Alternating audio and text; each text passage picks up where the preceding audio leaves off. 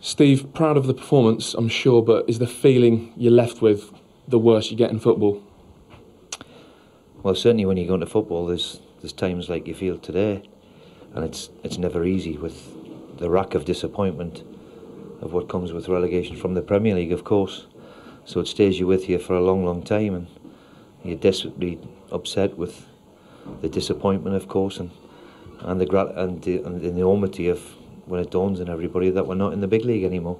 So it's one of them awful, awful experiences, but hey, it's football, and if you're in it, then the one thing it is, it's highs and lows, and it's a particularly low time at the moment.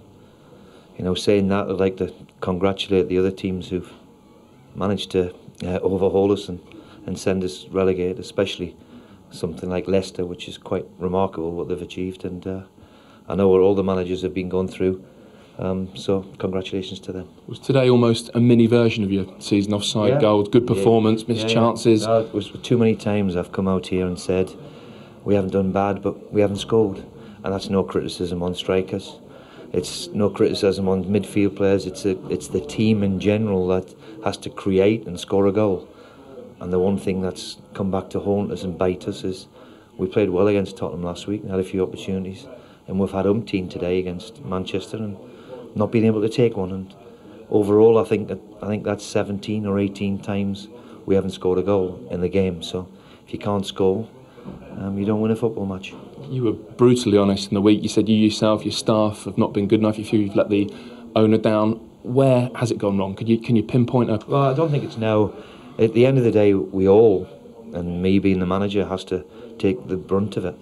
And certainly I will, that we haven't been good enough. I thought at the start of the season that we'd have enough to try and make sure that we stay in the division.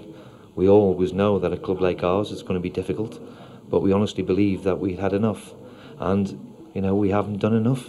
It's as simple as that, and we can look for all sorts of excuses, injuries, suspensions, this, that and the other.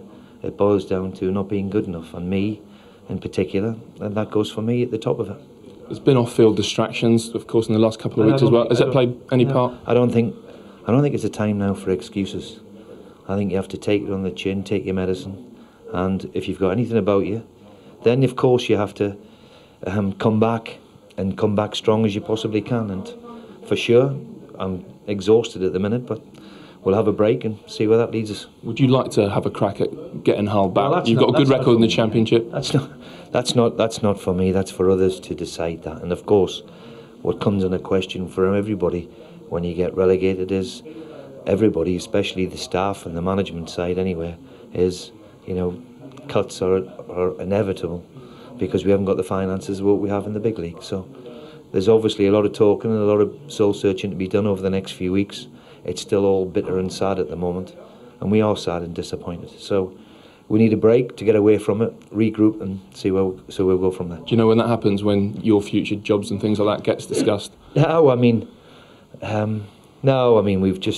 everybody's just focused on this week and staying up and wait for the outcome. Well, the outcome's not upon us now, and I'm sure there's a few conversations to be had, and we'll have to have them in due course.